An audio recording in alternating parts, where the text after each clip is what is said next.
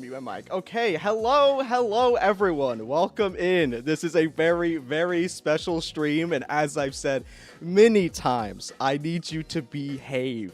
Be on your best behavior. Barking in chat is fine, but don't go crazy with the simping, okay? But yes, thank you all for being here. Very special stream. We have a very special guest. If you would like to go ahead and introduce yourself. Yes, hello. My name's Nicholas Thurkettle. I'm the English voice actor for Von Lycaon and Zenless Zone Zero, among other things, but I think that's probably the topic people are most interested in, and I'm just really happy to be here, excited. Quick question, what's simping? What is simping? Yes, that is a very good question. Simping is what's the best way to describe this, chat? Lusting. Don't lust for you is what I'm telling them to not do. But yes, thank you for being here. I appreciate it. And you are in a very nice cafe area. So chat, and I will say I'm impressed. Your mic is like there's no cafe sounds coming through. That's really good. I've never tested in this circumstance before, but yeah, I'm at a wonderful coffee shop that will remain nameless. Coffee shops are like my refuge and happy place and office sometimes, and yeah. I told you off mic that I was really concerned about like damaging the vibe, so I'm trying to keep my voice down because like coffee shop vibes really matter. So Yes. hopefully I can destroy everyone's work around. Yeah, no, you're good. And for me at least, chat, let me know if Nicholas's audio is a little low because it's good for me. But just let me know and I'll fix it if it is a little low. But yes, chat. There is a topic that we do want to talk about very quickly before we actually get into our normal stuff. And it is going to be the SAG strike that is going on right now with not only voice acting, but I believe motion capture as well. But it's all revolving around the usage of AI. And if you would like to introduce what the strike is, how it affects those involved, and also if you would like to point it out, what like we could do to support you guys. Well, sure, and thank you for that opportunity. Now, I'll preface this by saying, like, I'm not speaking on behalf of any group. I'm not even a member of SAG. I'm non-union, but it really affects everyone in the entire industry. And just as you said, it boils down to guarantees for protection when it comes to AI usage for both voice and movement for performance capture actors. And I've got a lot of friends who do both, and it really it affects all of us. And I don't know. The best way I have to describe it is that like we have to remember that actors have an art form of our own that we add to games. And you know, I've lived long enough to have lived through games being very primitive, like just very simple engineering and everything else. But the reason they've grown and the reason we love them so much is that they have brought in all these other art forms. There's a big German word, Gesamtkunstwerk, which means a total artwork. It means an artwork made up of many art forms. Uh And it was originally coined for German opera, but I think it applies to theater, to cinema, to games. You know, you think of all the different, just what we love about ZZZ, like the music, the character design, the animation. All those things are art forms in and of themselves, and actors have an art form as well. You know, and I always say the way I describe it is like I'm a huge Shakespeare nerd, and I've huh. seen a bunch of different productions of Hamlet. If there was no such thing as an actor's art, there would only be one way to play Hamlet. And once you saw it done once, you'd be done with it. But, Yeah. you know, I get excited when I see a new production go, oh, who's playing it this time? What are they bringing to it? Like, what do I feel about the play now, seeing them handle it? So to me, an actor is adding something, and it's something unique, and it's something that is very personal. There's an old story that's floated around the internet a number of times about Jet Li, who is the martial arts movie actor, like a global superstar, and Uh he was offered a chance to be in the Matrix movies. Um, you know, because he has incredible martial arts ability, he would have been amazing in that world. But he asked them about the special effects process, and they mm, said, "Well, we're going to take you to a stage, and we're going to spend months like mapping everything you do and putting it into a computer, so we can create a digital stunt double for the stuff that you can't do." And he said, okay, that sounds interesting. That's cutting edge. Well, what happens after the movie's done? And they're mm, like, well, we own it forever. We can do whatever we want with it. And he's like, wait a minute. This is my body. Like, no one does martial arts like I do because of my body and the way I've lived and the disciplines I've chosen and mm, the training that I have done. And the idea that because I say yes to one job, you own that artistry, all of my artistry forever, that's wrong to me. And he turned it down. And Mhm. he, was already a global movie star. He didn't have to worry about if his family was going to have a roof over their heads for the next month. But that's now the issue that the whole acting community is facing, whether it's their voice or their body. We need protection against this idea that once I walk into a booth once, you own the sum total of my work, in perpetuity, and can do whatever you want with it. Now, how long does it take me to summarize that issue? Like 3 minutes? Yeah, Um, yeah, just about that. Yeah. yeah, the struck companies, the companies that have not signed agreements with SAG and are now there's a work stoppage against them. Um, they have refused to have this conversation since October of 2022. Hmm. So we're coming up on 2 years of what to me is a pretty fundamental and simple issue to tackle. So that's kind of the state of play right now. You can always go to the SAG After website and discover which companies are struck and what work stoppages are being done. I will tell you that the picture is even more complex behind the scenes. There's a lot of people having to make very, very difficult, very, very personal decisions because Hmm. it affects our livelihoods, it affects our future job prospects, all of it. And so I would say that the best thing that the community can do is to continue to celebrate the artists and name them and elevate them and what it is that they add. Because for me, the best I can hope is I always say Von Lycon was really, really cool before I showed up. Hmm. Like the design of the character, the writing of the character, the look, the movement, all of that. So many artists contributed to making him a badass before I even got there. And For all I sure. can hope to do is add my little piece and make it better than what it was before. And so if you love these games and you love these characters, the best thing you can do is keep celebrating how the distinct thing that we add um, that helps you love it and embrace these characters even more. And do it out there on your channels. Like, don't stop talking about the game. Please continue talking about the game and celebrating Hmm. the creators. Because I believe, just personally, that the artists on the other side, the directors, the designers, they just want to make stuff too. They're like us. Hmm. They just want to make things. And this is the business issues that are coming in the way of that. We just want to get to the other side of it so we can get back to doing what you really celebrate. I love all of my experience working on the game and the directors and the designers that I've worked with. So we just want to get back to that. Yeah, 100%. And you worded that incredibly well. I will say 10 out of 10. Thank you for explaining it so well for everyone in chat. But Thank yes, you. so it is unfortunate. I've never been a fan of AI. And so the unfortunate reality is the fact that now that it's here, it's not going away.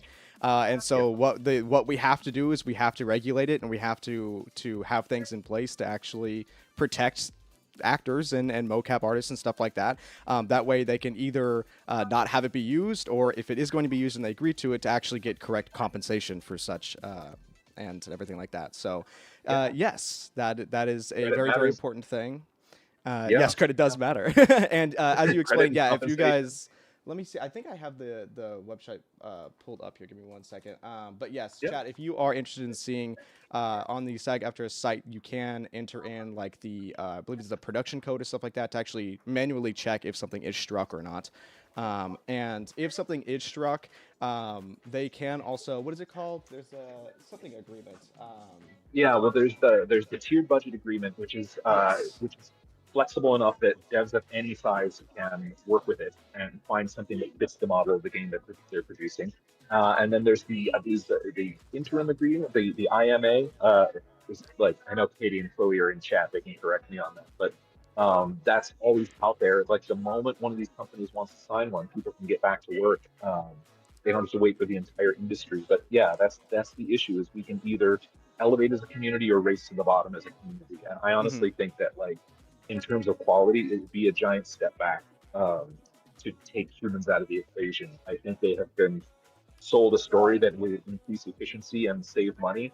But I think once you sort of gain out the process of trying to implement this tool, I honestly don't think it's going to save them a lot of time and money at all. And it's going to Yeah. remove that essential artistic piece that people love and respond to. Yeah, 100%. I agree. What like completely to that. And yes, it was the one that I had written down in my notes was the interim agreement or whatever, however you say it. But yes. So, Chad, if you have any questions, feel free to ask. But also on that website, not only can you check what things are struck on that website, but they do have an entire massive like Q&A thing that you can get a bunch of extremely detailed information on the entire strike from there as well. But yes, if you guys want to ask questions, you can. But I think now that we have that out of the way, we can get into the normal conversations. But I did think that was something that was very important that we needed to talk about. So I'm glad that we were able to do that. And thank you for speaking on that. I really appreciate the space for it. Thank you. Yeah, of course. So first things first, Lycan's not on my account. So what are we going to do about that? When are you coming home? I wish I had some inside tips for you. I haven't even got it running on my laptop yet. I have like a 10-year-old laptop and doesn't have a lot of hard drive space. So okay, so I was going to ask, have you played it at all yet, or have you just been watching people play it? I've just been watching. I couldn't even make the beta run. Oh, really? Yeah. I've got a new phone, so it'll probably run on that. I just haven't downloaded it yet, but I've been really, really enjoying watching the streams and the images and the fan art and just the explosion of love. I mean, the size of this community is just beyond my ability to comprehend. You know, I've performed plays in front of 3 people. You know, and you give your best effort even when it's 3 people. But then when they say that there was like 50 million like day one downloads, I don't know how to process that number. Yeah, it's huge. And I mean, every Hoyo game is huge. But yeah, I was going to say, have you ever when you got the role as Lycan, did you ever think it was going to be like this big? Or did you just think it was going to be like a, like a much smaller size thing? I am going to sound like such a dork, but I had no idea what I was in for. I had no idea what this game was. You know, like I wasn't a Genshin player. Like during 2020, 2021, I was playing Animal Crossing. So nice, let's go. This whole thing became really giant without my being aware of it, and it was just another audition that came in, and I recorded the audition in my bedroom closet and sent it away. Didn't think much out of it because you know you can't sit around worrying about gigs. Yeah. And like 6-7 months later, they sent an email and they're like, "Hey, we want you to play this role," and I was like, "Great, a job! I love jobs." Yeah. Then I get in the booth and they're like, "Do you have any idea like how big this character already is?" And I'm like, "No, please enlighten me." Yeah, because the character was pretty big before, like when the game first got announced. Because this is the first Toyo game that kind of has the anthropomorphic, like actual playable characters like that. And yeah, like someone said in chat, are you aware of the impact Lycan has had on the internet? And we talked about this a little bit before stream, but you have seen some stuff on Twitter. I've seen a lot of things on Twitter, and I'm really dependent on my cooler friends to explain terminology to me sometimes. And also, like, I hadn't been on Twitter for like a year and a half, so that's when I discovered it's like, oh wow, there is literally no content filtering happening now that Elon Musk has taken control. So you can very quickly see things you should not have on your work desktop. Yeah, it's kind of insane, especially with Lycan specifically. But I think it's wonderful. Like, it's honestly like people are inspired to like explore feelings and like find community over like feelings and urges and impulses that I have, and I really think that's something incredible to celebrate. And so it's just like, I don't know, I feel really proud to be contributing to a character that like means so much to so many people in so many different ways. Like that's it's incredible, and just like I'm really, really happy to see it. It's something that stimulates people to kind of like put their identities forward and say like, hey, this is who I am, this is what I'm interested in, this is what I'm attracted to. And I'm in a coffee shop, so you know. Yes. Can't go into more detail there. I will just say that I see you, I celebrate you, and sometimes I'm a little weirded out by you, but I celebrate you all the time. Yes, amazing. There you go, Chad. You have been noticed. So yeah, you said I know you mentioned Genshin. So did you know about like Hoyo versus like impact on other games before you got into the role with Zenless, or was this like you learned about it as you got the role? I learned about it as I got the role. I really had no idea. Like, I think it said mihoyo on the audition form, but I didn't even clock that was a word I should care about. You're right. Yeah. Yes, and so I did, obviously, when I was doing research on you for this stream, I looked you up, and you have done not only voice acting, but you've actually done a lot of writing and actual acting as well. So I was interested. It's all actual acting. Yes. Oh, yes, yes, yes, yes. No, you good, um, man. It's got a tweet to it. uh, yeah, I know. But the thing that I was wondering is, I'm assuming you did theater in school, like growing up. Yes, that's right. I Uh, got my master's in theater at Bradley University. Go BU. let's go. Actually, funny. I don't know if Chad knows one of my classmates, but he has become really, really famous for his voice as well. I did a theater major at the same time as my friend Cecil Baldwin from Welcome to Night Vale, which is Oh. like a giant podcast that's he's done 4 world tours, I think, from Night Vale. Uh-huh. So it's just kind of funny that like there wasn't a really big emphasis on voice in that theater department. It was kind of like comprehensive, but that both of us have now made some money in the voice world is a lovely coincidence. But yeah, theater was kind of where I got my acting training. Amazing. So what kind of like growing up, what made you want to go into acting? Was it just like you just took an acting class and was like, "Yep, this is like really fun," or was there something It's specific fun. that like It's hard to say. Like I remember seeing a friend in a children's play, and there was something about it. But even before then, I remember telling my parents over breakfast one morning, like, "Yeah, I think I'd like to take a drama class when I go to high school." And I think it caught them really off guard because math was really my strong suit. Like not in me? elementary and middle school, like I was a math guy, and then they all thought I was going to go to MIT, but there was clearly something that was unfulfilled, and I don't think I understood it at the time. And I was playing music. I was in the school band for like every year of my schooling, and there was something very appealing about that. So I was used to being in front of an audience, but acting was something different. And what I've come to understand, and this sort of ties into being neurodivergent, which is something that I'm learning more and more about and learning more Hmm. about in the context of myself. Um, the way I now summarize acting is that for someone like me, it's human practice. I would say that like the I didn't have a hard time in class. I had a hard time between classes, like dealing with other kids, understanding what's Yeah. going on socially. And the generation I grew up with, everyone took for granted that oh, that's just how you socialize. Throw them out on Uh-huh. the playground and give them a dodgeball and they'll figure it out. And Yeah. reader, I did not figure it out. It was very, very anxious and Oh, I'm difficult. sure. Yeah. Um, but what's better when I'm doing a play, I get to spend like 6 weeks on moments and with other emotionally available, articulate people, and we can sit there with a piece of text and say, okay, this is what's going on. This is what I'm feeling. Okay, this is what you're feeling. Okay, and when I feel this way, I express it like this, and you look like that, and you move like that. And it's like building muscles where other people don't need to build muscles. They just get them naturally. Yeah. So that ability to start understanding just life and interaction and have that level of practice and discipline and safety, like I think is really wonderful for that. So I think I'm now realizing that that's what I was trying to fulfill. Um, and then once you make a study of it, you say, hey, I feel like I have something to say that could matter to audiences, that could move audiences. So it just seemed to come together. I don't think I was conscious of what I was trying to do. I just had an impulse. And Uh-huh. looking back now, I think this is why I had it.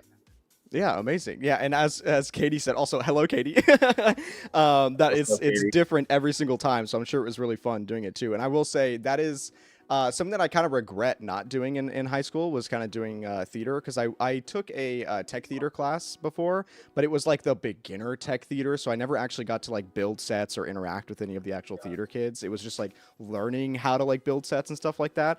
But I was a Yes. very, very introverted kid growing up, and so the thought of going into Hey, brother. yeah, I know, and so the thought of like going into theater was very nerve wracking, even though I always thought that it would be fun. But yeah, that's definitely something that I 100% regret not going into is theater because it would be really cool to actually now knowing that I am an extrovert now, which I realized when I first got my job when I was 16, because that was the first time I really got to interact with like a plethora of people and how they acted. Yeah. Then yeah, I wish I could have gone back and done theater. Um, yeah. Well, hey, there's a in your community. They probably need men to show up at auditions. This is just like a widespread problem in community theater all over the country. So, get out there. They might need to prop you up somewhere. True. It's never too late to start. That is true. Oh, and I took over 10 years off from it. I thought I was done with mm, acting after college. I thought I was really going to be focused on writing, and it's only just as a way to get out and meet people at a really like low, lonely point in my life that I showed up for an audition, and it suddenly took off. I was seeing doors open that were not opening before, and just decided to chase it. And look yeah. where we are. So this was not the plan, but Yes. I'm feeling very grateful. So what was the first like time that you switched from or not like switched from, but the first time you got introduced to voice acting after like doing theater and acting in general? It's funny, like I realizing now, once again, it's one of those things in retrospect. I think I was always kind of a voice actor nerd. Like when I was a kid, I would know some of the names of like voice actors in cartoons. Uh-huh. And like what child knows that? Like I remember going to see a play in Los Angeles, like on a high school field trip. And as I was looking through the program, I was like, oh my God, it's Paul Eiding. He's Perceptor in Transformers. And I'm like, Uh-huh. child knows the name of the voice actor for Yeah. Perceptor. Um, and then is thrilled to see him in a, like live in a play. So I think there was always a little bit of fascination with it. And then there's also like I didn't know what echolalia was. I just knew that it was this tick that, you learn to imitate voices around you. You have kind of a compulsion to do it. And Uh-huh. I think it's part of how you figure out what your voice is and put it together. And so, yeah, you just start storing all this pastiche of influences and sounds, and I think that's what voice actors often draw from, because they piece together what approach they're going to take to characters. So, I guess I always was. My first voice acting like work, I would probably say there's a podcast called Earbud Theater Uh-huh. that I've been a writer, actor, and director for, and um, I had written a screenplay for like this like independent sci-fi film. I still hope to make one day. I sent it to a producer, and he said, "Well, I don't have the money to make a movie out of this, but we can make a podcast out of this for like no money at all. So would you like to Yeah. try?" And I had written a part in it for myself, and so I ended up recording it as a voice role. And it's interesting because it's a very like the character is very like dutiful and like always trying to make things better for the main character, and also Uh-huh. has a very calming voice. So maybe there were already seeds of it back then. But yeah, getting involved with that podcast allowed me to, because it's all sci-fi and fantasy and horror stories. It allowed me to play a whole bunch of like really crazy characters, which I loved. And then from there, a director who had cast me in a play, she met like an aspiring game creator on a dating app, and they like went on a date. Halfway through, decided this isn't working as a date, but like you're an amazing friend, and so they Uh-huh. just like pivoted mid conversation, and then he's like making an indie game with some school friends in his garage, and it's like, do you know anyone who has a good voice? And she's like, oh, I know just the guy, and so just based on that, I wind up in this guy's garage, like playing a couple of voices in this little indie game that never made it out of beta.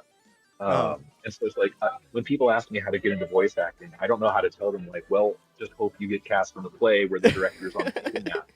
Yeah. I don't know how to teach myself. Yeah, you just gotta Uh, stumble into it. yeah, but I can just say that like, you can control the impression that you make with the opportunities that you're given, and just be open to a change in direction. If someone's willing to take a chance on you, like Yeah. that's how you level up, right? It's like you can't always control opportunities, but when someone is like, hey, here's a chance to try something, you just say yes and figure it out. Yeah, you just gotta go for it. 100%. Yeah. Yeah. And so with the like whenever you first started doing voice acting, or even now, do you still, is there like certain aspects of acting that you think helped you get a lot of the performance out in voice acting? Because I know we, like you mentioned earlier, it's not like just voice acting. You do like in the booth, I'm sure you are actually acting out stuff and everything else. But I guess it is always fun to watch like behind the scenes stuff of voice actors voicing. But yes, is there anything No, like that? it is, and I do use my whole body. I tend to do it standing up, and I kind of work with the posture, and Von Lycon is great for that because he is very physically expressive, and so there are Yes. times when I'll try and use that as like, okay, he's standing up straight. Right?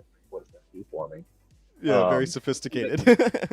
the theater acting is the most helpful because it's not just like an imagination game; it's a physical game, right? Like this is an actual like muscular activity that we have to do. There's Mhm. like range and endurance. You have to sound completely natural with a voice that is not the one you speak in every day. And that's the real trick when you're actually a character instead of, oh, that sounds like a guy doing a voice. Right.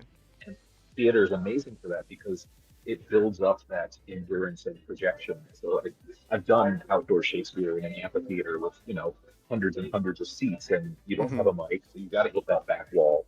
Yeah. The person furthest away has to get a nuanced performance out of it. So, but it doesn't seem like you're shouting at them. It can't. So, you learn to project, you learn to use your breath, and you broaden just the range that you can access. And so, when people ask me what is my advice, I would say like start exercising, find some vocal warm ups and vocal training. Like there's great YouTubes of like musical theater warm ups that are Uh-huh. wonderful for even if you don't sing for expanding range and building strength.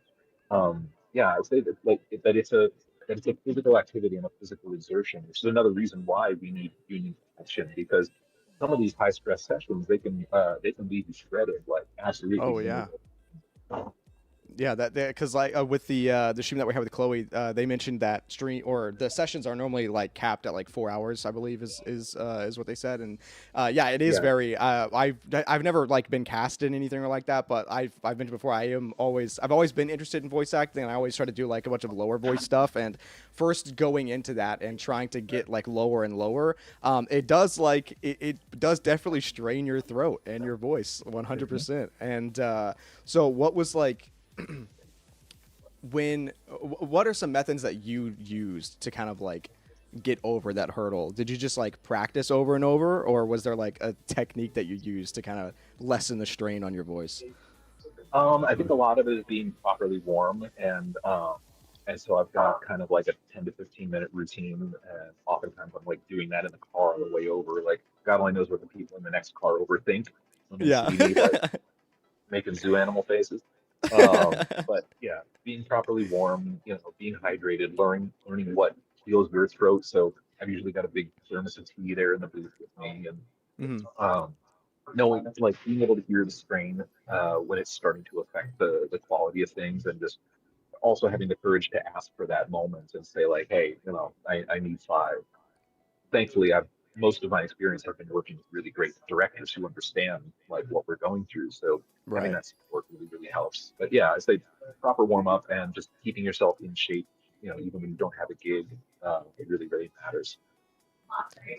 Yes, yeah, that's actually I'm gonna write some things down because I do need a warm up more actually before I actually try anything on there.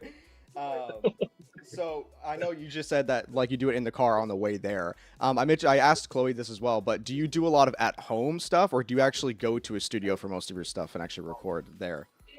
Yeah, it just depends on the project. I've done some indie games that I just recorded in my bedroom closet, Hmm.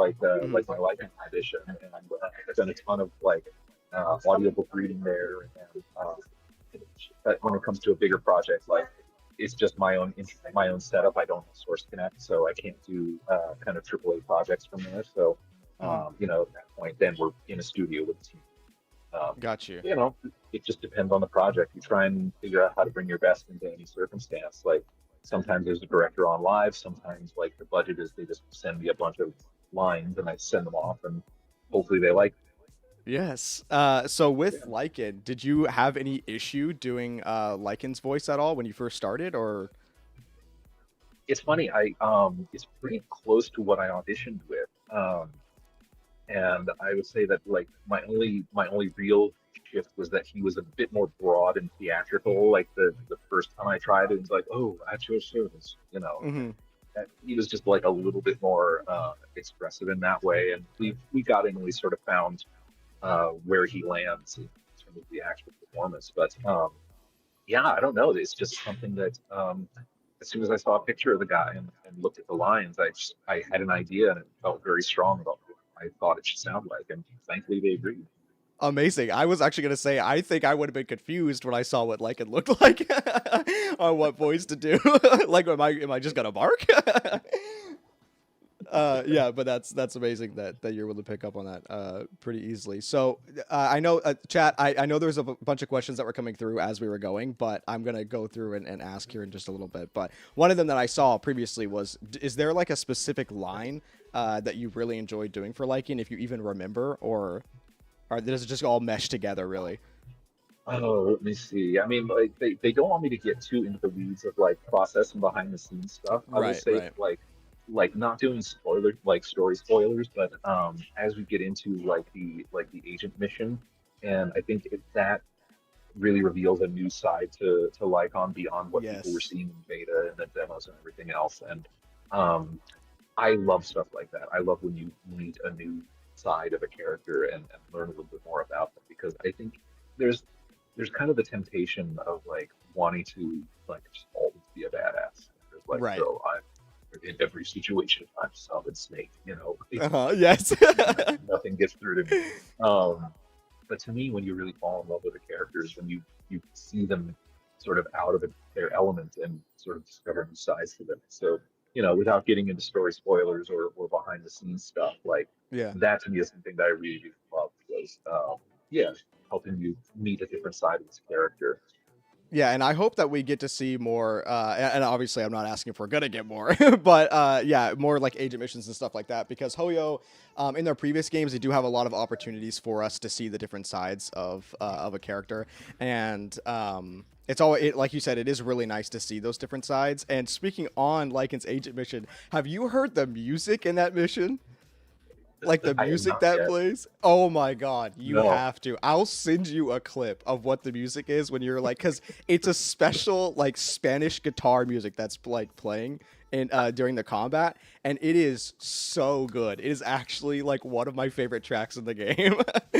Amazing. Yeah. I can't wait to hear Yes, it. yes, it's amazing. But yeah, with like seeing the different sides of Lycan. Oh, actually, you know what? I won't go into it in case you guys in chat have not played the Lycan agent mission. I don't want to spoil, but just know that there is a very large like side of Lycan that you get to see, which is very very nice. So 100% do that if you haven't already. But yes, yes. So if you have you ever played a game like Zenless before, like a gotcha game? Uh, Not really. I mean, I don't know. There was a mobile like jewel matching game that I guess had the same sort of like you only get a number of plays each day, and then Uh like you could be tempted to spend money, but I never did because I'm always broke. But then huh. there was a Real. yeah, there was another game. There was a browser-based role-playing game that I was like super into for like a year, and it had kind of that bad sort of brain rot, like I have to log on and get all my turns again. Yes. It was called Kingdom of Loathing, and it was this very like self-aware, like just sci-fi nerd role-playing game with like squiggle line art and Uh huh. like a super great sense of humor. And so yeah, I was way too into that for a while. Yeah, the brain rot of having to log in every day is definitely a huge factor in these type of Oh, games and then they because the they like drop a special event on you, and then you're like, oh no, I got to do three times as much. it's yeah, FOMO. You got to do it. You need to get it done. Yeah. I will say when I first got into gotcha games, that was 100% an issue that I had, especially with a chat. I don't know if you would know this, but Grand Blue. Do you know what Grand Blue Fantasy? Have you heard of that at all? I have not heard of that. Okay, okay, Yeah. I didn't think so. But chat, if you know, Grand Blue is my first gotcha game. And very similar. You have to basically just like spin a slot machine to try to get the characters. And it was 100% like an issue of, oh man, I really need to get this character. And the problem with Grand Blue was they release characters way more often than like Hoyo releases characters. So it's definitely a hurdle. Like once you get addicted to a gotcha game to have a budget and not overspend on what you need to do. But I know you said that you're trying to get the game downloaded. Do you think you're gonna spend to try to like get Lycan, or are you just gonna like let it roll? So this is a good question. Well, I mean, I'm more interested in the other characters because I already know what happens in like some of the Okay, stories. So, yeah, that's like to fair. me, it's That's gonna be fair. yeah. Like I want to pull for Xu Yen. Yes, there you go. Do you in lover? I was gonna say, who was your like favorite character outside of Lycan, or faction, like an entire faction? Oh God, I mean, I know I'm biased, but I do love my Victoria housekeeping. I Yes. just think that like the character and the design and this sort of like same family and respect that they have and like the relationships with each other. Like, I love it. I want to see them do everything. I want to see like an anime where they go like clean out a haunted house Yes. or something. Yes, that would be incredible. I really want to see more. And chat, I'm not going to spoil anything, but there is in 1.1, the new update coming out. There is the Camellia Golden Week event, which was in the beta. So we will get a little bit more interactions there. I won't go into what it is, but just be aware for that. But yes, it would be really nice to see. I want to see more factions interact with each other, because we do get to see, like, in the story, the Cunning Hares interact with the Victoria Housekeeping Company, but there hasn't really been any actual crossover between, like, Bellabog and, like, Victoria Housekeeping Company. So I'd love to see more, like, events or ways that we can see those characters interact with each other, because like you said, seeing the other side of a character really brings out, like, another dimension to the character, and being able to interact with especially the Bellabog characters, with how wild and, like, out there they are, and how, like, kind of in Victoria Housekeeping Company is. I feel like that'd be a great dynamic to see between the two. Well, and I will tease a little bit. There may be a commissioned print in the works that works under that banner of Amazing. helping I'd see love to characters see interact. it. Yes. So Bless. we'll see when we're ready to unveil that. So what kind of, like, oh, now that we're on the topic of just, like, games, what kind of games did you play growing up that you were just, like, obsessed with? Oh man, I'm really gonna date myself, but I grew up playing the NES, the original Hey, Famicom 8-bit style. yes. And I still will retro games sometimes. Like I have like the Mega Man Anniversary Collection and like Yes, Castlevania amazing. Legacy, and I'll still do some of the old school stuff. But yeah, that really imprinted on me, and I'm still a fan of it to this day. Good, as you should be. Both of those are kind of, the side scroller, which was very common on the older games. Yep. But yes, my dad, or we had an Atari, like, when I was growing up, and so I did get to play a lot of, like, old games, and it was Oh, I it played is very that good. too. Yeah. Mega Man is very valid. Yes, I actually, if I still had it on, 2 days ago I literally just took a Mega Man keychain off my key because I bought a new one and I ran out of space. But yes, Mega Man is incredible. You guys need to I've play been Mega Man if you rerunning the 8 haven't. series. I'm like save stated halfway through Mega Man 6 right now. Oh, really? You're, like, playing it currently? Yeah, I'm rerunning them. Yeah. Amazing. Let's go. Yeah. Do you not know what Mega Man is, Aqua? Why the Mega Man question marks? Come on now. You gotta know Mega Man. So what's, like, well, actually, going back, because I just remembered, you got into writing as Yeah. well. Yeah, so what's, like, your, I know you mentioned that you really liked, like, horror. Is that kind of your thing to write, or do you dabble in a little bit of I think everything? I've moved across genres. I've written horror, I've written sci-fi, I've written a couple of comedies. The first phase of my grown-up career out of college was as a screenwriter, and I sold a comedy script. It was a very like Mean Girls-esque teen comedy Uh-huh. that the producer bought, and it got me into the Writers Guild, which I'm still a member of to this day. Very proud of. Amazing. It never got made, which the majority of the time that's honestly how the story ends. You don't hear Yeah. about a lot of unmade scripts because you just don't hear about them. But Hmm. I had a thriller that had a big star attached that looked like it was going to go for a while, and it didn't. And I had a horror thing that looked like it might go. You get very close to the starting line a few times, and I always loved writing. I was very proud of it, but you don't have a lot of control over the process. Yeah. You're just like 10,000 miles away while producers are having conversations. Like I remember when we got the big star award, and they said, "Oh, he's thrilled to do it." And I'm like, "Well, when did you have that conversation?" They're like, "Oh, we had lunch." And I'm like, "Why couldn't you have told me? I could have just sat at the next table and be Yeah, like, right. Yeah, listen over. you know."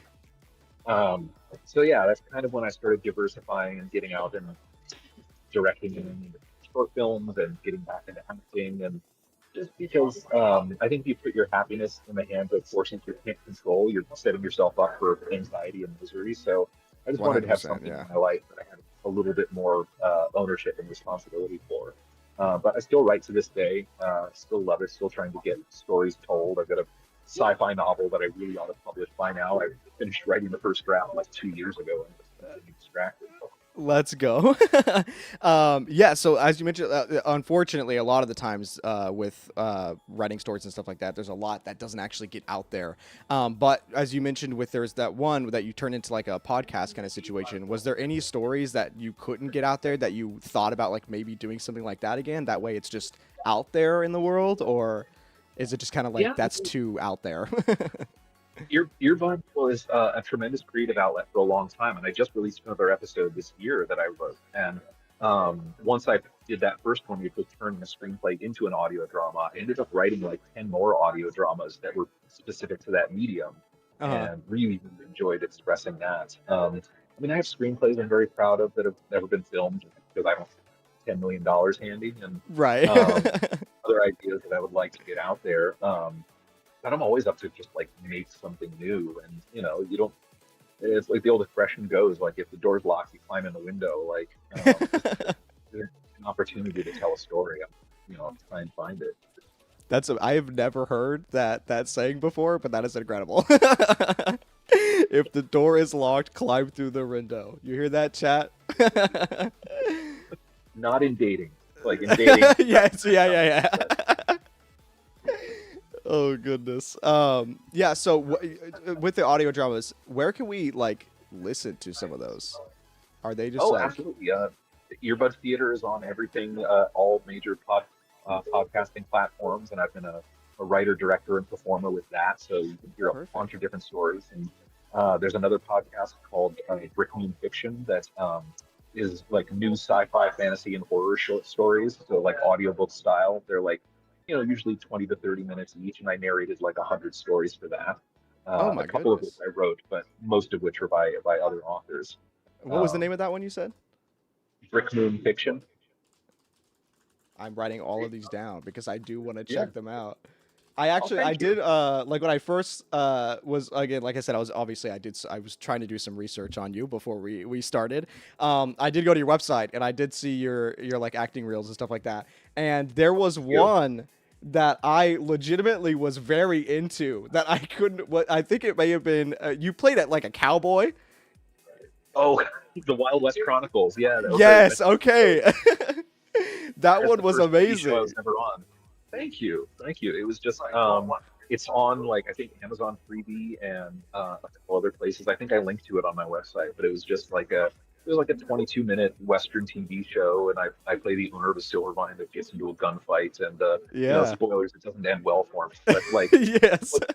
what what a dream come true. I mean, we were on an old movie ranch with all these Western sets, and I'm in my outfit, and we're in this fake silver mine, and Uh-huh. yeah, we get to get into a gunfight. I get to, get shot by a bad guy, and just, living the dream. Yeah, it was Uh, really cool like watching that. I was surprised at like I don't know the set, I guess, because like everything looked really good.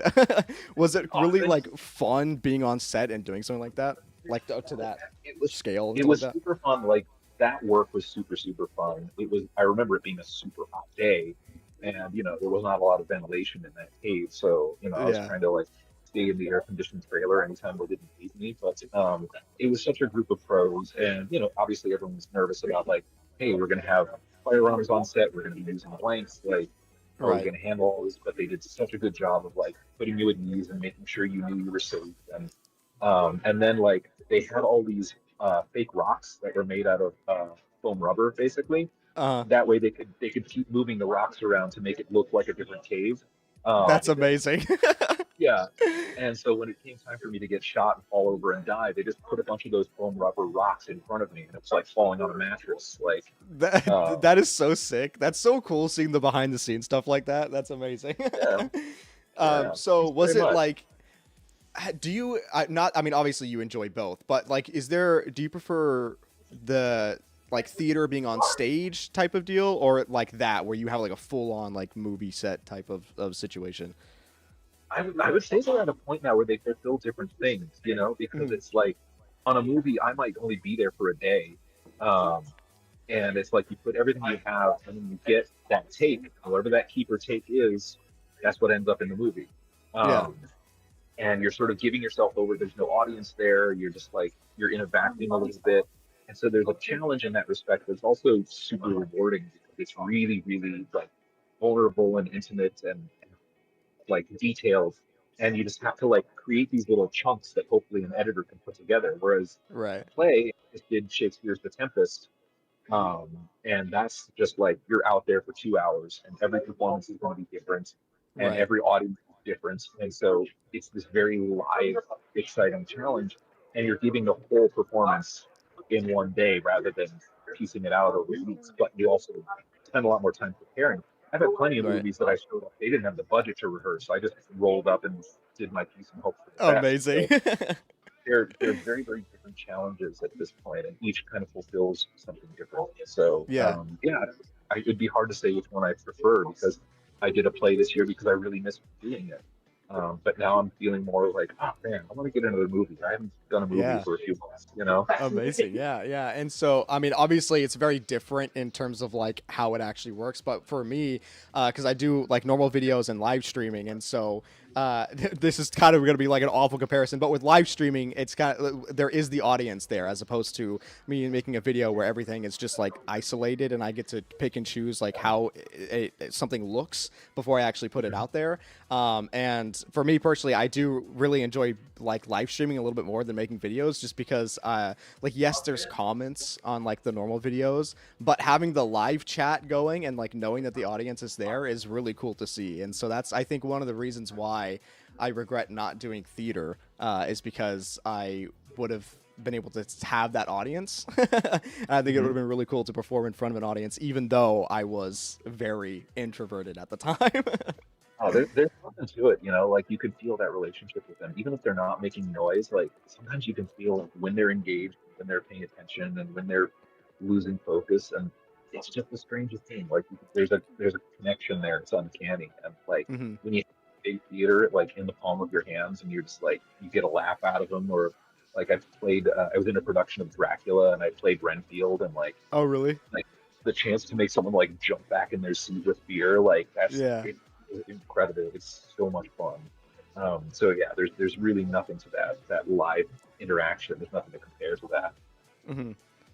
Chat, did you have any questions that you would specifically like to ask? Now is the time that you can ask actual questions. And I will try and read them all. I know you've sent some while we were talking, but I couldn't I couldn't go Yeah, I've through all missed of a them. whole bunch of the chat. Yes, Yeah, everyone's still yeah. here. What's your favorite Pokemon?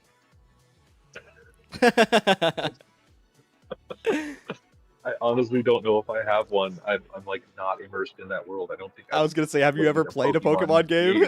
No, I have not. I apologize, chat.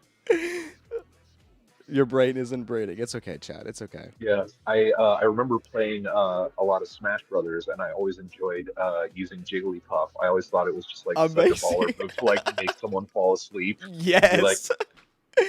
I have so many friends that like I'm big into fighting games, but I never really had Nintendo stuff growing up, and so I "Hmm, was more of like well, I had a DS, but like besides that, it was more of like the Xbox side, and uh, so Smash Ultimate was my first Smash game.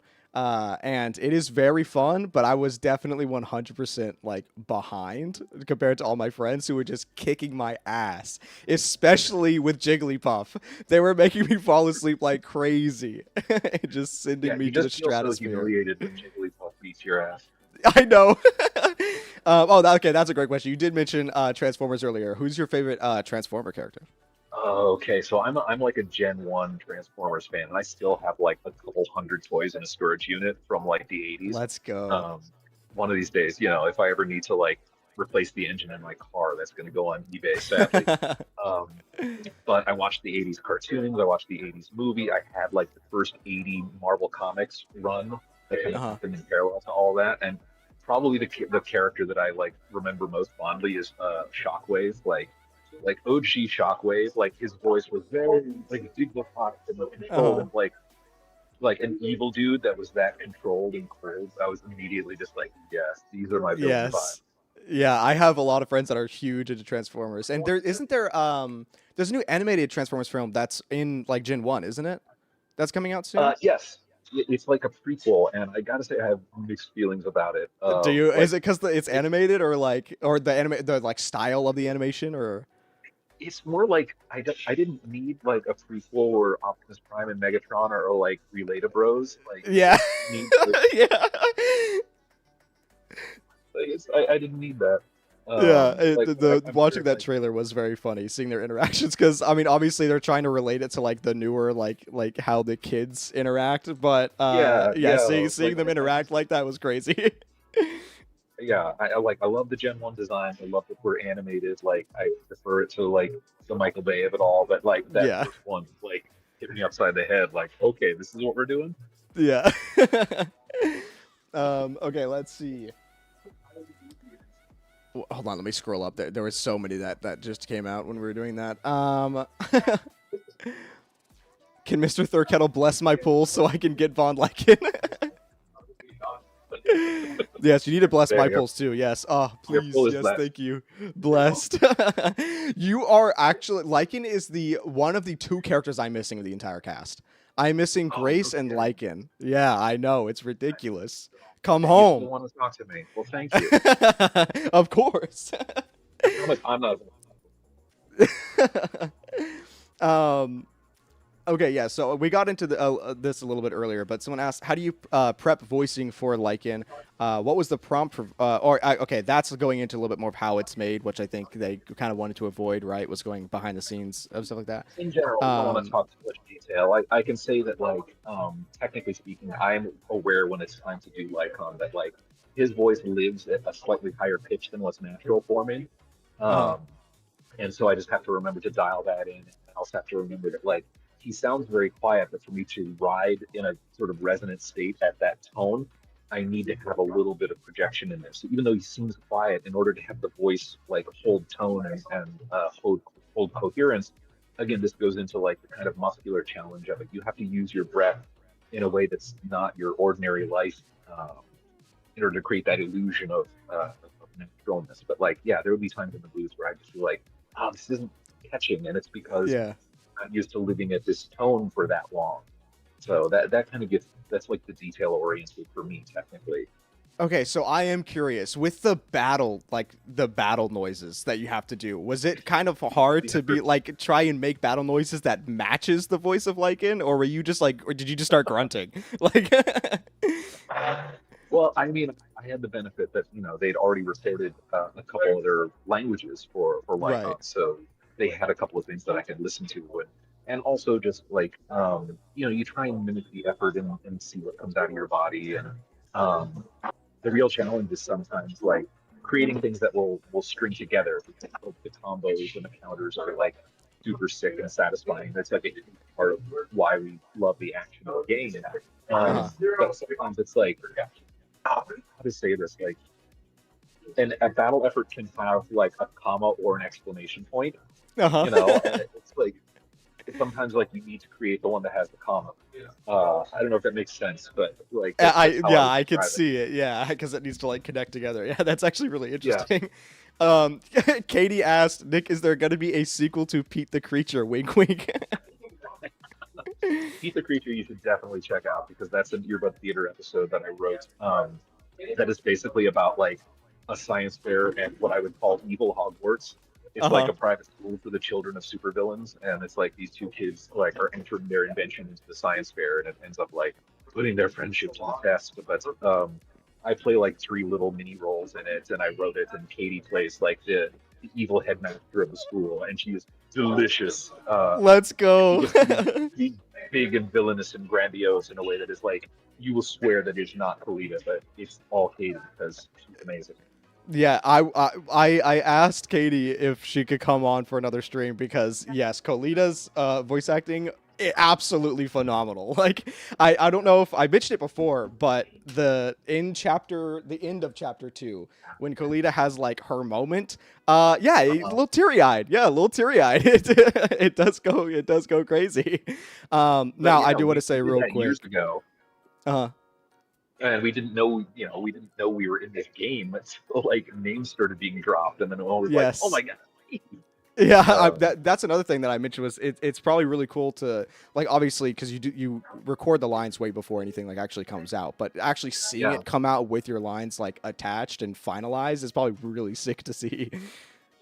yeah, it's really exciting. Like the first time, what's funny is like there was something that dropped. There was like some kind of teaser that dropped, and like it had my battle efforts in for Lycon, but it didn't have any of my spoken dialogue, Uh-huh. and so nobody noticed yet. There Yeah. was like it hadn't been confirmed there was going to be English VA, so there was part of me that was just like, it's out there already. People don't even know. Yeah, amazing. So that you that's so interesting. I know you can't go behind the scenes of like Zenless specifically, but it is always really interesting to see how a production actually like works and the workflow of everything of like is the animation first or like the voice acting or like what actually comes first. Because with Chloe, for example, they mentioned that they saw the trailer for the game come out because we already had like the CN voice acting, the Chinese voice acting, and Yeah.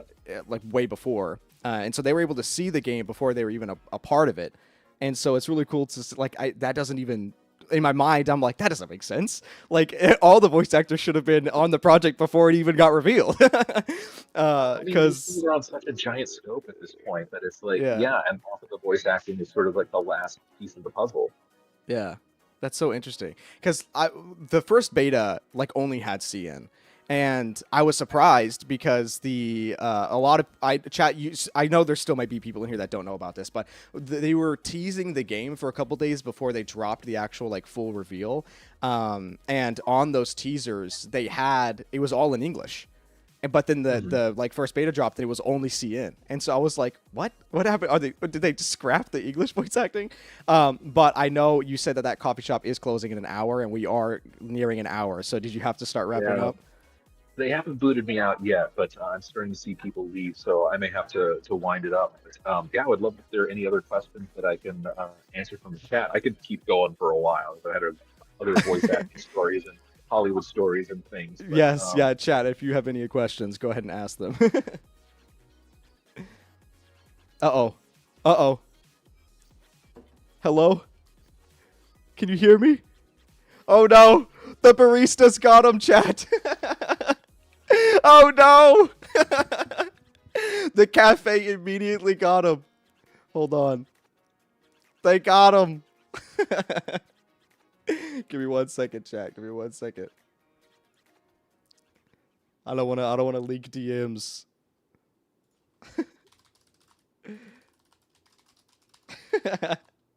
That's so funny. They haven't kicked me out yet. Immediately, it gets captured.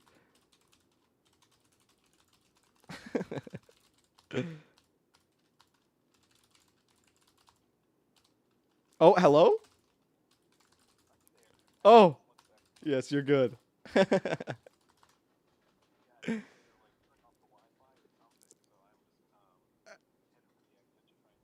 Okay, yes, I was gonna say the moment you said they haven't kicked you out yet, they got you. The camera froze, and we said they got him. Bluetooth here. Oh no! Hold on. Proper send off.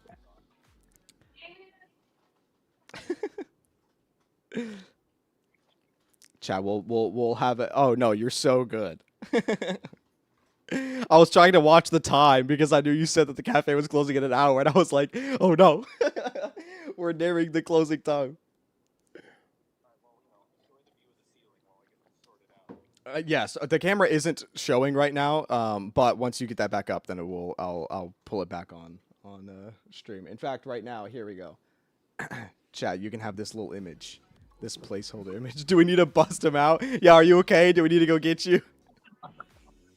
I think I'm gonna be alright. Get out of here too. Thank you.